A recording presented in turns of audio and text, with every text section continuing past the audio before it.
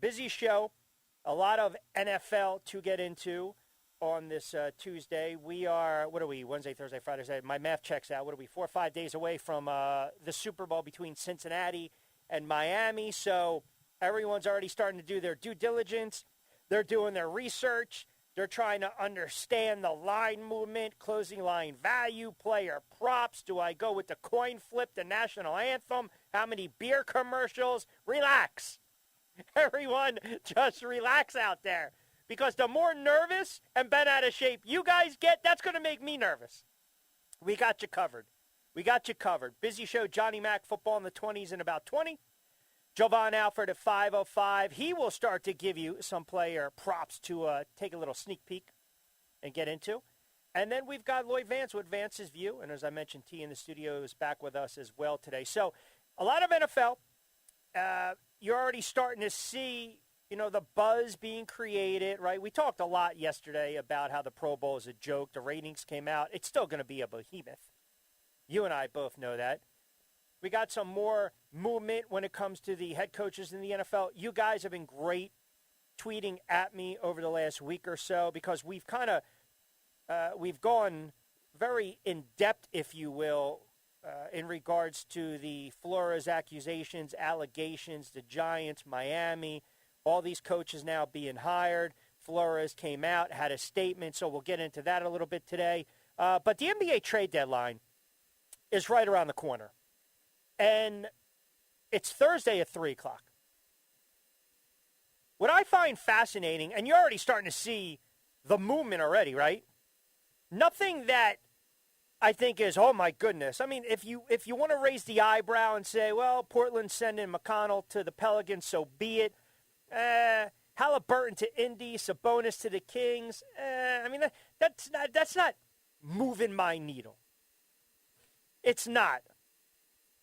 But it comes back to what we think might happen up and down 95, whether it's going to be the Brooklyn Nets and the Philadelphia 76ers engaging in trade talks. And I posted this with Tuesday's editions of Q's Cuts. Who's flinching first? Who is going to flinch? Is it going to be the Philadelphia 76ers where, oh, by the way, a new dance partner has emerged? Or is it going to be the Brooklyn Nets? And now we learn that, oh, wait a second. Are the Philadelphia 76ers just looking to move Tobias Harris? You're talking about a player that signed a monster deal 2-3 seasons ago, right? 5 years, $180 million. Trying to clear some cap space. He's averaging about 18.9 points per contest. Maybe you get a player in Derek Favors. Maybe you make that call with the Thunder. Are they willing to part ways with their center? A little more backup. In the NBA, we're swapping salary for salary. Ben Simmons, James Harden, you're going to have to get a third dance partner. Not 2 to tango, but 3 to tango. And the speculation right now, the rumor mill that's floating around, is that the Philadelphia 76ers, and this is all about the witching hour, they still will not budge if they feel they're not going to get fair value back for Ben Simmons. So Tuesday morning, the DL CJ McConnell era ended in Portland. McConnell goes to the Pelicans for a bunch of players to pair with Brandon Ingram and Big Zion. Then, about an hour or so ago, the Kings turn around and they acquired a 25-year-old all-star in Domantas Sabonis, Jeremy Lamb, Justin Holiday from the Pacers in exchange for not a bad but a promising second-year guard in Halliburton along with Buddy Hield and Tristan Thompson. And yet, somehow, we are still waiting to see what the hell the Philadelphia 76ers are going to do. What are the Nets going to do? And who's going to be that potential third dance partner? Because it will take a third team. And I think the stubbornness, if that's what you want to call it, almost borderline arrogance of the GM is going to kibosh any potential trade. Because in a wide open Eastern Conference, and that's exactly what it is. It's wide open. Sixers right now are the 5th seed. They play Phoenix tonight. Here's your shot. Here's your 1 year, right? It's a little caveat. I give you the caveat. It's wide open. Make a run for it. Because there's no guarantee that James Harden re-ups with Brooklyn in the offseason. So you might be saying, well, then why are you going to try to trade for him now? Because the window, the opportunity, that crack, that sliver, it's right there. And you have to take advantage of it. And a lot of teams won't do that. A lot of teams are afraid to give up too much. And I understand. If you're a Sixers fan, you might say, well, wait a second. Why am I going to trade this guy to the Nets? He's going to come back for the next decade and haunt me. All right. Maybe. But we realize, at least with the Nets, you really think got to worry about him shooting? He wasn't going to do it with the Philadelphia 76ers. He'll defer with KD and Kyrie. You get back to Beard at one, you pair him with Embiid for a 1-2 punch, and away you go. Or you might say, well, James Harden, he's so disinterested, he's not engaged. Folks, you know what happens when people are not happy where they're at? They just kind of ate and skate. Hence the lack of engagement. The Sixers have to figure out, are we going to not only make a move for James, get Simmons out of here, and are we also going to turn around and deal Tobias Harris and try to get out of that horrendous contract? And like I said, we gave you that third team, right? We gave you that other trade partner, so to speak. I mean, the front office of the Philadelphia 76ers, they've got a insane 48 hours, a busy 48 hours. They've been on the horn trying to figure out what they're going to do with Tobias Harris. And the Nets, for their part, are looking to see if there's a market for Joe Harris, who's been injured. The Sixers are looking for a way to move Tobias Harris, potentially clear cap space in the summer, maybe to sign James Harden outright. So we might come on the air Thursday at 4 o'clock, and Tobias Harris is gone. Ben Simmons is still a Sixer, and James Harden is still with the Nets. I mean, that's where we could be. Because if the Sixers are willing to move Harris now to clear room for a move they're going to make in 4 or 5 months, that basically, to me, is some pretty strong certainty that Daryl Morey, or at least on Morey's part, that James Harden is indeed tap dancing around the idea of coming to Philly in the summer. Which, if that's the case, now this is a poker game, folks. I'm going to call your bluff. That could, in essence, put the fear in Sean Marks. And he can basically say, look, I'm GM of the Brooklyn Nets. I'm not doing this. I'm going to spur this deal. And this is not the first time we've heard James Harden's name being popped out. And everything at this point is beyond speculation. I mean, look, OKC, they would probably be willing to part with a veteran like Derek Favors. Even if the Sixers have no interest in Favors sticking him on the roster. It's basically a prime opportunity to move off of the Harris deal, so you at least consider it.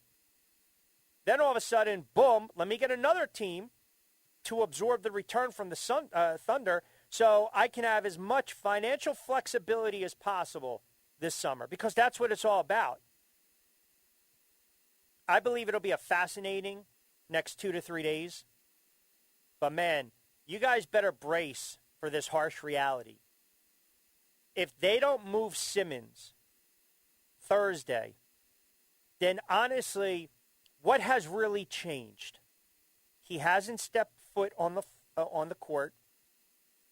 You know he doesn't want to be here. They don't want him here.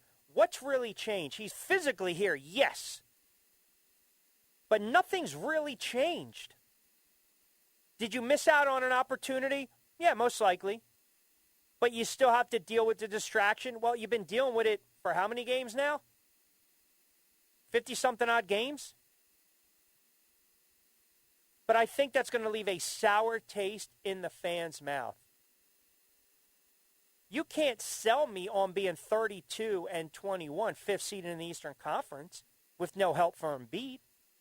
You can sell me on being the fifth seed in the Eastern Conference, where you moved the guy's albatross of a contract. You also traded a disgruntled player, and you brought back a guy that can instantly help Embiid out.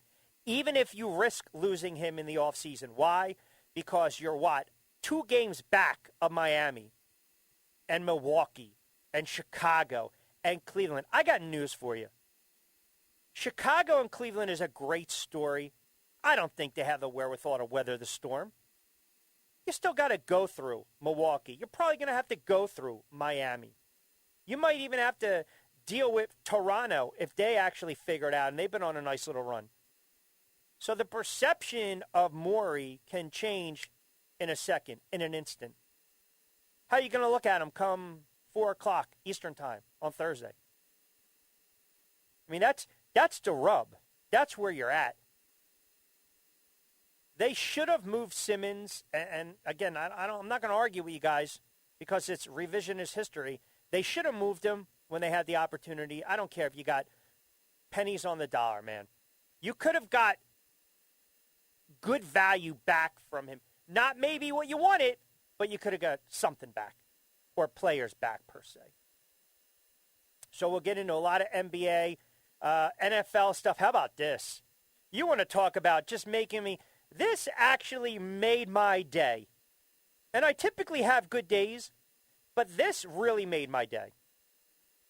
To know that the New England Patriots have officially hired former New York Football Giants head coach Joe Judge as an offensive assistant, meaning if it rains, you can wipe the footballs back in New England.